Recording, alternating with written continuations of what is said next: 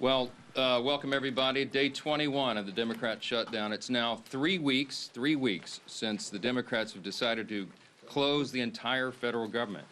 I mentioned yesterday when we were gathered that this is now the longest full shutdown in American history. And yet again, Senate Democrats voted for the 11th time, 12 times overall, when you count House and Senate Democrats, to prolong the pain and keep the government closed. So we want to talk very briefly with you this morning about what that means, and then we're going to give you a little update on the Epstein matter. So far, this is what it means. So far, what this shutdown has caused to the economy and to the people of this country is really unconscionable. The U.S. economy has now lost hundreds of billions of dollars. We have federal workers who are desperate for pay and uncertain when they will get their next paycheck. You got families wondering if they'll go without food assistance next month because many people rely upon that. New federal loans and disaster aid have come to a complete halt, and the stewards of our nuclear defense stockpile are being sent home on furlough. Think of the implications of all this. All of it hurts the economy, it hurts our national security, and it hurts the American people, and the Democrats seem not to care. I was watching Republican Senate Majority Whip Barrasso this morning on an interview, and he said it, I think, very succinctly. He said the Democrats are practicing the politics of pain. I'm not sure I could say that any better. That's exactly what it is. And you think of what's happening right now. Think of what they have demanded in exchange as a ransom, the hostage they've taken to reopen the government. They're demanding taxpayer-funded health benefits be restored to illegal aliens. They're demanding that we spend billions of dollars overseas for ridiculous programs that the American people do not support. They want to claw back the $50 billion that we just got signed into law on July 4th to support our rural hospitals and all sorts of other crazy things. They're demanding taxpayer-funded health benefits for illegal aliens instead of agreeing to pay our men and women in uniform and provide vital health services and all the things that our most vulnerable Americans depend upon. It is unforgivable. And this is an indisputable fact. Everybody can see this, and everybody in this room knows what I'm about to say is true. Chuck Schumer and Hakeem Jeffries are terrified of their far left base in New York and around the country. So they have given in to their demands to shut down the government so that they themselves can get the left's approval and somehow salvage their political careers. That is the whole story in one sentence, okay? That's why Schumer said shamelessly that every day of the shutdown gets better for us. Who's the us? He's talking about he and Hakeem and the Democrats who are afraid of the far left base. So today I want to put a finer point on some of the very real consequences we're seeing and what they mean for Americans around the country. And I'll zoom in on some of these key Democrat states where the senators continue to dig their heels in and vote against opening the government. Yesterday from NBC News, here's the headline: air traffic control staffing issues cause flight delays across the country. The Secretary of Transportation said 53% of flight delays are now due to staffing issues, and usually that number is 5%. From Colorado, food banks face growing crises as shutdown impacts become a reality. That's the headline from Sky High News. What are Colorado's two Democrat senators doing? You've got Hickenlooper and Bennett. They have both now voted 11 times to keep the government closed. Virginia. Here's the headline yesterday, KSL. Virginia employees fear shutdown's impact on veterans' medical care. And meanwhile, there are two Democrat senators, Tim Kaine and Mark Warner, have voted repeatedly to put their thumb in the eye of those veterans. And they won't end this pain. From Hawaii, Hawaii News Now says, headline, government shutdown impacts telehealth for seniors in Hawaii. Seniors in Hawaii rely upon telehealth. Guess who's shutting it down? There are two Democrat senators, Brian Schatz and Mazie Hirono, voted again and again to keep the government closed and disrupt the health services for seniors in their own state. They've got a lot to answer to. From California, here's a headline, ABC 7 News. Alameda food banks step in to help TSA workers, families impacted by government shutdown. That is disgusting. And both of California's senators, Padilla and Schiff, have voted 11 times to block the pay of those TSA agents and their families, the paychecks they rely upon. From Illinois, WIFR, yesterday, federal courts in northern Illinois reduce operations due to government shutdown. The courts are reducing operations, and you've got Illinois Democrats Senators Duckworth and Durbin have voted to keep the government closed. We can do this all day long. That's a sample. Democrats used to care about the harm that shutdowns caused hardworking Americans, but now we can all see very clearly that was always based on politics and not principle, because they have thrown the principle out the window. And yesterday, there was an article from The Hill that laid bare that very fact. A Democrat senator was speaking anonymously and admitted, quote, people are going to get hammered if they vote for the House passed bill to reopen the government. The clean, nonpartisan CR, they're going to get hammered. Another insider said in that same story, quote, we would have enough votes to reopen the government if people were not terrified of getting the guillotine, okay? They mean it metaphorically, but in a political sense, that's exactly what they're concerned about. And think about the fact that we're just laying out here. These are simple facts. We come out here every morning and remind the American people of what's going on. Do not let them distract you from the facts. The American people would have an open government if Democrats were not terrified of their radical base. That is the headline. Every single one of you should write that. That's the ugly truth. The Democrats are not governing in good faith. They're covering their own tail. They're out here decrying the so-called forthcoming health care crisis, they say. It's the one that they themselves created. The Democrats created Obamacare. They're the ones that created a subsidy with an expiration date. They're the ones that did all of this. Republicans are trying to fix it. And they're trying to blame Republicans for the crisis they themselves created. They cry foul when we won't bail them out of their own shutdown. I don't have anything to offer, as I've explained. I don't have any partisan priority I can pull off of the CR to make it more palatable for them. There's nothing to negotiate. They just have to do what they've always done in the past, that they did 13 times during the Biden administration, and they did as recently as March of this year, to open the government so that people can get their services and their paychecks. And they go before cameras incredibly, and they just lie to the American people over and over. It's a stunning thing to watch. It's time to stop the political games. The Democrats have got to stop this so that we can get back to the work here. For the sake of the American people, I hope they do. I hope Democrats finally come to their senses soon and the pain will end so we can reopen the government and get back to the hard work here. Let me say this. Now, while congressional Democrats continue their dangerous political games, the bipartisan House Committee on Oversight is conducting its investigation into the heinous crimes of Jeffrey Epstein. And it has continued. It has not stopped during the government shutdown.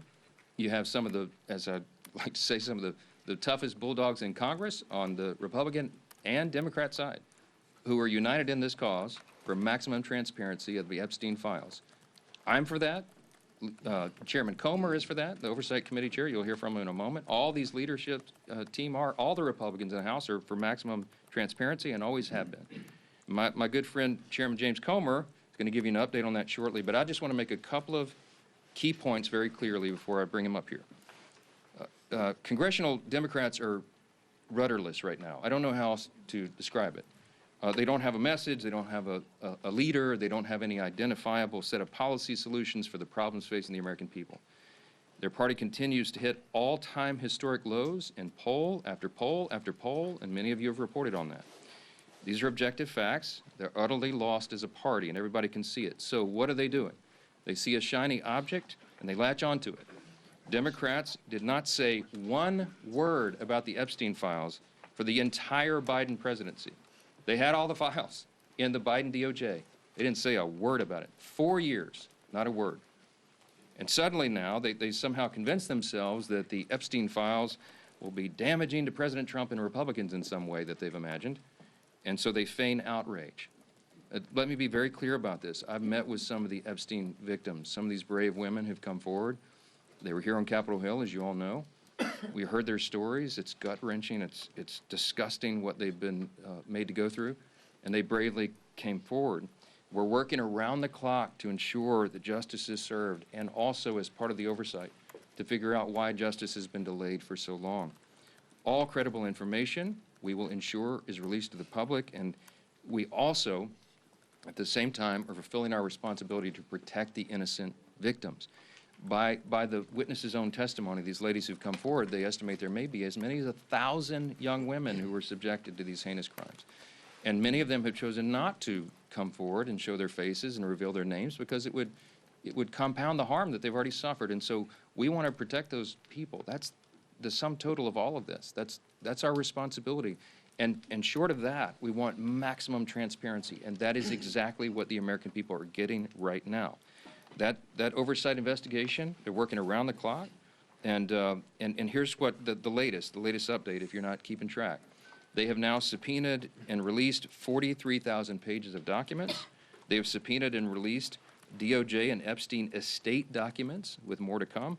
They've issued 11 deposition subpoenas, and they've released Bill Barr's deposition transcript. Just a few days ago, they released the transcript from the interview with Alexander Acosta. They requested and begun to receive suspicious activity reports from the Treasury Department, and the department is fully cooperating in that. And they published letters from Eric Holder, Merrick Garland, and James Comey stating they had no knowledge or information related to the committee's investigation. Those documents include the ones that were released on Friday of last week, okay? The Epstein estate documents include his personal phone logs, his travel logs, his financial records, the ledgers that many people have been wanting to see, and even his daily calendar.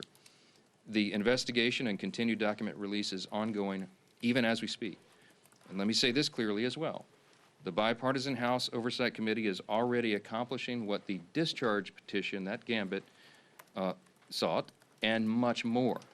The Epstein estate files that have been this new treasure trove, the third batch of information released right now, was not even included in the discharge petition. Didn't even think of it. And again, the investigation is bipartisan, it's nonstop, and it's far broader in scope than what is covered by the discharge petition, and has already yielded significant results.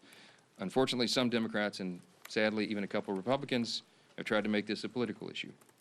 They seem to be more interested in trying somehow to lay a glove on the president than in securing justice for these victims, and I think that is shameful. But as Chairman Comer will tell you, the work of the bipartisan investigation continues, and we brought him here to share with you some of those thoughts. Chairman Comer, thank you for your hard work, and take it away. Thank you. Well, thank you, Mr. Speaker. As Speaker Johnson already said, today marks the 21st day of the Schumer shutdown. Democrats' political games are hurting hardworking Americans. This week, essential federal workers won't receive their paychecks because Democrats voted against paying them. That includes Border Patrol, CBP agents, TSA, FAA staff, DOD civilians, FEMA responders, and Capitol Police officers. The overwhelming majority of Americans oppose this Democrat shutdown. Democrats know it, so they're trying to distract from the fact that they shut down the government by pushing a false narrative about President Trump and Jeffrey Epstein. Let me be clear. No one is protecting Epstein or his associates. The House Oversight Committee is conducting a thorough review of the federal government's handling of the Epstein investigation, one that goes far beyond the discharge petition the legacy media is obsessed with. To date, the Oversight Committee has released over 43,000 pages of documents and issued 13 subpoenas. We've conducted a deposition with former U.S. Attorney General Bill Barr and a transcribed interview with former U.S. Labor Secretary Alex Acosta. I don't think I need to remind anyone in here, they are both Republicans and both former cabinet secretaries in the Trump administration. And guess what? Those interviews completely debunked the Democrat smear against President Trump. Barr stated that there was no evidence that President Trump was involved in Epstein's criminal activity. Acosta confirmed there was no contact with President Trump during the Florida case. No link, no conversations, nothing. Despite these facts, Democrats, especially Ranking Member Garcia, continue to spread lies about President Trump, and they are lies. They're infected with an incurable case of Trump derangement syndrome. Oversight Committee Democrats post daily about Epstein. In fact, they've posted or reposted about Epstein nearly 60 times on X since the shutdown began. You know how many times they posted about essential federal workers not receiving paychecks because they voted against funding the government? Once. They've posted about that once on the Democrat Oversight Committee, and over 60 times about Epstein. You see where their priorities are. Let's be clear. Democrats don't care about transparency or accountability in this matter. The evidence we've gathered does not implicate President Trump in any way. Public reporting, survivor testimony, and official documents show that Bill Clinton had far closer ties to Epstein. We're working to bring former President Clinton in for a deposition, but the Democrats aren't helping one bit. You would think, since we've already brought 2 former Trump cabinet secretaries in, they would be willing to bring in a Democrat who's had publicly a far closer relationship with especially Maxwell and Epstein. So why is that? That's a question every reporter should be asking Ranking Member Garcia and every Democrat on the committee. Why aren't you helping to bring Bill Clinton in for an interview and deposition just like we brought in Barr and Acosta? The Oversight Committee remains committed to accountability and transparency for the American people and for Epstein's victims. Our investigation has not stopped during this shutdown. We've released more documents just this past Friday. Democrats need to stop playing games and vote to reopen the government. With that, I yield back to the speaker. Thank you, Chairman Comer, and truly appreciate the hard work you continue to do to get the facts out. And that's what this has always been about. I want to continue to get those facts out, and your committee has been working tirelessly to do just that. As we enter the 3rd week of Chuck Schumer's shutdown, I think nobody can sum up just what is really going on better than the article yesterday in The Hill. You know, we've been saying up here for weeks that the real motivation behind the Democrat shutdown of the government is that they're afraid of the most radical far-left elements of the Democrat Party base. And yesterday, The Hill, in a pretty riveting article, laid bare the underbelly of the Democrat Party's motivation. It truly is fear of their own party's base that has driven the Democrats, especially in the Senate, to shut down the government. It's a calculated decision. And the continued votes, including yesterday, to keep the government shut down has been a direct result of the fear Democrats continue to have of their own party's base. Some of the most radical elements that you saw at the Hate America rally. We showed it up here on this dais yesterday with some of the most vile things that you saw. Many people that were holding signs calling for the death of the President of the United States. That's who Democrats in the Senate are most afraid of. And they're willing to inflict pain on millions of American families. And I think it's very important to understand what they're saying. There was one Senate Democrat aide who said people are going to get hammered by their liberal base if they vote to open up the government. So they're not concerned about the millions of families who are suffering because they're keeping the government shut down. They're just worried about getting hammered from their own base. And the Speaker laid out some of this too. There was another senator who said, quote, they'd vote to open up the government yesterday if left to their own devices, but don't want to risk an angry backlash from their base. They'd be more than willing to do it. They know it's the right thing to do to open up the government, but they're scared to death of the backlash from the radicals in the Democrat Party. Another person said enough Democrats would vote to reopen the government, quote, if people were not terrified of getting the guillotine. You know what that means. When they're more scared of their own party's base, you talk about profiles in courage. That's what we're experiencing.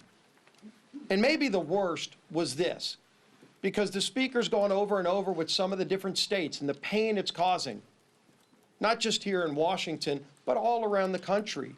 In every state, there is real pain being inflicted. People that aren't sure if they're going to get another paycheck if they're working for the federal government. And there's a state, Georgia, that has a number of military bases, a lot of other federal workers. NIH is headquartered in the state of Georgia. And what is one of their senators, Senator Ossoff, thinking about all this? Another Democrat said, Senator Ossoff's calculation is, quote, do I vote to open the government up and get crushed and can't raise a single dollar of low-dollar money? Or do I vote to shut the government down and get $3 million from online fundraising? That's disgusting. Senator Ossoff is more concerned about getting low-dollar donations from maybe some donor in California who's going to click on an email and give him $100 for his reelection. And so he's causing suffering on tens of thousands of people in his home state of Georgia. Senator Ossoff ought to send that tainted, dirty money back if he's raised $3 million off of the shutdown, off of the suffering he's caused, just so that he can get some more money from radicals around the country. Go look at his finance report during the shutdown. The low-dollar donations that he's more concerned about getting than opening up the government, which is the right thing to do, because they're scared to death of their base, because they want to keep getting low-dollar donations from the most radical members of the Democrat Party. That's what this is about. And we've been saying it, but now that Hill article truly exposed it, with anonymous senators finally speaking freely, with other Democrat aides admitting what's really going on their side. And when they asked the speaker, gee whiz, is there something else you can offer? What is there to offer to a party who's so morally corrupt and bankrupt that they're willing to sell out the American people because they're either scared of their base or they want to just keep getting low-dollar donations from donors around the country who are rooting for chaos for America, who want to undermine this country? That's what's going on here. And the American people are figuring it out. People in Georgia are figuring it out. They know why they're seeing the suffering, and their own two senators are voting for that suffering, and now you know why. It's laid out in full display for everybody to see. We're here ready to get back to the people's work for all the American people, not just for some far-left radical base who's holding the Democrat Party in D.C. hostage. Finally show some courage, some moral clarity. All we need is 5 senators to stand up and do the right thing, and it's long past time they do it. Now our whip. Tom Emmer.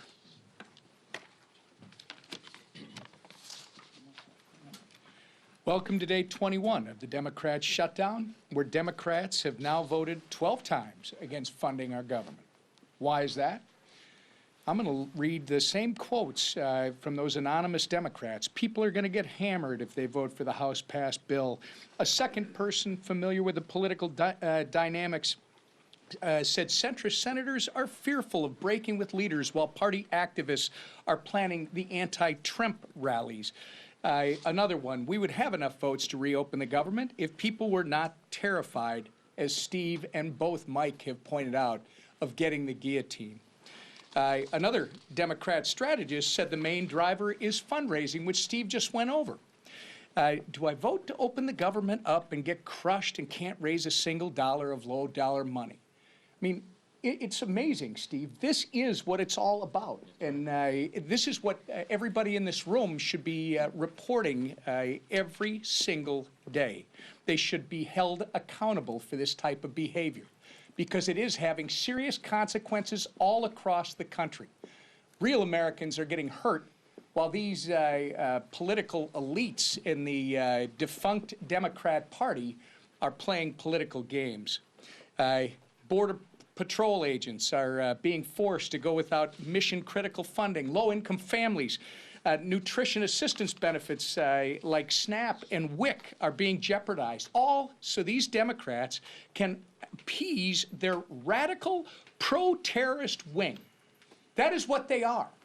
You saw it. And anybody who wants to push back, then they should disavow any connection to people who are calling for the death of any elected official, let alone the President of the United States, which they seem to be fine with, or this Attorney General candidate in Virginia. They won't even do that. This is a party without a message, without a leader, and without a future at this point. They are well on their way to being left on the ash heap of history. It's despicable, and it's downright wrong. We've got news for Chuck Schumer and the soon-to-be former leader of the Democrats in the House. Your Hate America rally is over. It's past time for you to stop thinking about yourselves and start thinking about the people that you were hired to serve. The American people are not and should not be pawns in your shutdown games, and they should not be forced to suffer just so you can play politics here in Washington, D.C.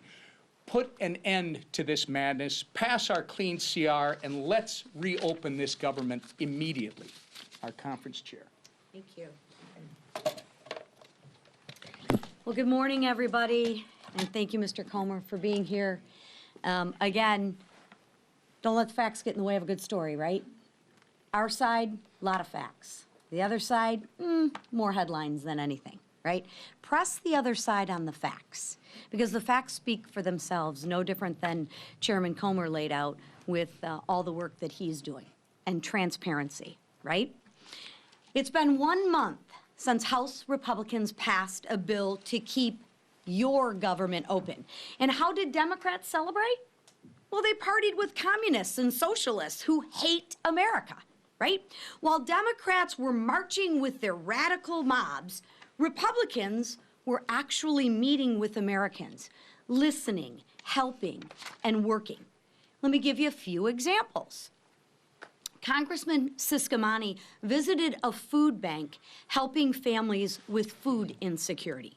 Congressman Rick Allen stood with veterans left in limbo by the Democrats' political games. And Congresswoman Nicole Malliotakis thanked U.S. Park police officers while they worked without pay. That's the contrast. Because as the leadership team behind me said, I'm sure those low dollar amounts that they're raising, they're probably giving those monies back to the food banks and those people, right? No, they're putting it in their pockets. Republicans are working to help constituents navigate the chaos Democrats created when they chose to shut down the government. And the government and a shutdown should never be used for more wasteful spending. Democrats are performing for their radical audience. We see it time and time again. One side shows up for the American people. The other side shows off for their social media. The bottom line is this: Democrats are not fighting for you. They're fighting for the most radical 1% of their base, and of course, that low-dollar fundraising number. They're also leveraging the shutdown to demand $1.5 trillion in wasteful spending, climate pet projects in foreign countries, and health care for illegals. But Republicans won't cave. We won't fund the waste, fraud, and the abuse that the Democrats so violently and vehemently advocate for. We won't hand your tax dollars to illegals. Those are your tax dollars. And we won't let radicals dictate America's future. So it's time for the Democrats to wrap up the photo shoots and end the who's more radical contest and vote to reopen the government. Let's get the government reopened for our troops. Let's get the government reopened for our families. And let's get the government reopened for the American people. Thank you. Questions? Far right, yes, sir. Yeah, a CR is only one way to fund the government, and some of your members are kind of uncomfortable with being out on recess for a month. So why not bring everybody back, work through the appropriations that you haven't passed yet, and sort of do an end run around Hakeem Jeffries? Yeah, so couple things. First of all, 99.5% of the House Republicans understand exactly what we're doing. They agree with it. We talk regularly. We'll have another conference call later today. They have been out doing very essential, very important work in their districts, and their constituents appreciate that. I mean, they've been everywhere because, as Chairwoman McLean said, they've got to help cover the bases for the crisis that's been created by the Democrats. Now, the calculus and the strategy on when I bring everybody back, people have said, are you going to change your strategy? And I've said to you all very plainly in good faith, we don't have a political strategy here. I don't have a strategy. We're just trying to do the right thing. We did what has been customary here and passed a simple CR. Again, this is really important, and it should be a headline in your journals as well. This is the first time in history that any party has shut down the government over a clean CR. It's a clean CR. That's the whole thing. There's nothing much more we can do. With regard to appropriations, the House Appropriations Committee has done its work. They got all 12 of the bills through committee, bipartisan fashion, by the way. Got them through committee. Now we got 3 off the floor. Senate got 3 off the floor. They don't match exactly, so they're going to conference committee. The appropriators are working during this period when we're not here on the floor. They're working and coordinating amongst themselves across the aisle and across chambers to get the next batch of approps ready and teed up for House passage. As soon as we get back to regular legislative session, we look forward to doing that, and the clock is ticking. Remember this as well. The CR was set to November 21st. Was that a random date? No, that date was chosen by Republicans and Democrat appropriators, decided upon to allow for 7 additional weeks so they could finish the job that you just asked about. Right now, the great irony is the Democrats who say they want everything to be done, they are the ones that are eating up the clock. They're preventing that very thing from happening. So many of you have asked me in the hallway, is November 21st going to allow enough time? That's becoming a very dicey prospect right now because we need every single day. Now, the appropriators are working right now. As we speak, they're working on it. I myself have spoken to appropriators in the Senate on the Democrat side. I mean, we're trying to prepare this work and to get it done as soon as possible, but it is true that the pressure gets turned up every day of the calendar that's eaten up by the Democrats' political nonsense. Back row, yes, sir, on the best. Thanks. CBS News is out with reporting this morning that a part in January 6th rioter was charged and arrested this week with threatening to kill Hakeem Jeffries. Do you have any reaction to that? Terrible. That's the first I've heard of that. I don't know anything about it. But anybody who threatens to kill any political official, we denounce it absolutely. They ought to have justice fall upon their head. All right? How about that? Yes, sir. Second row right here. Thank you, sir. The Senate has sort of had this will they, won't they relationship with a Russia sanctions bill that has overwhelming bipartisan support. Would you like to see the Senate have a more accelerated timeline? And if they pass it during the shutdown, would you bring the House back to vote on it? Well, I don't anticipate it'll be passed during the shutdown, but there is a big appetite among Republicans, House and Senate, I can tell you, for tough sanctions on Russia.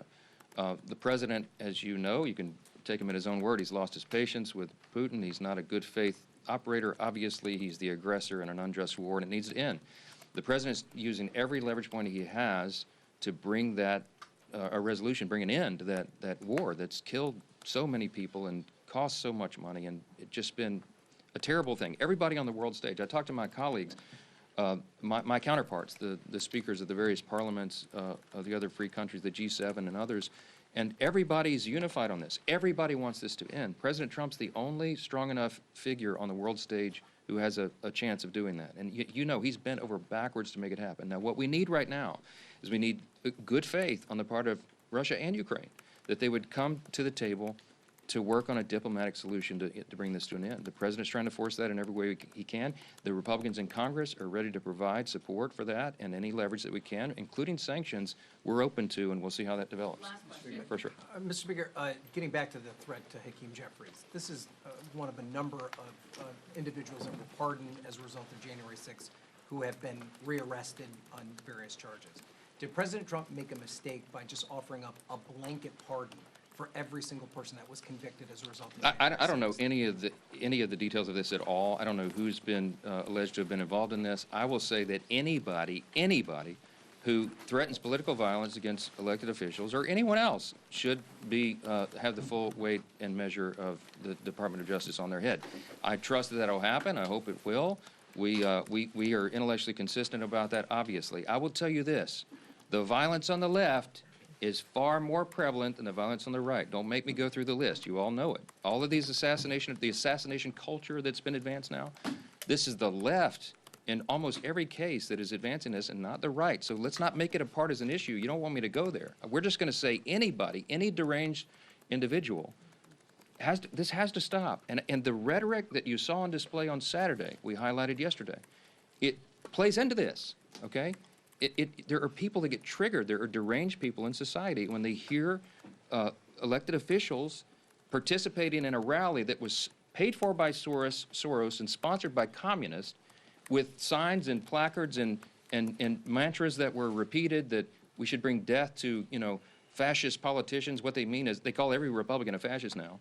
They're calling for the death of elected officials. Please, enough of that. We got to stop it. Stop the rhetoric, stop all the nonsense, and But stop what the about the violence. blanket pardon, sir? Was that the blanket pardons? Was that Look, appropriate? I'm not going to address it because I'm not sure of the details of this, and I think we've said enough. You know where we stand, and every one of you should stand there the same way. We denounce violence from anybody, anytime.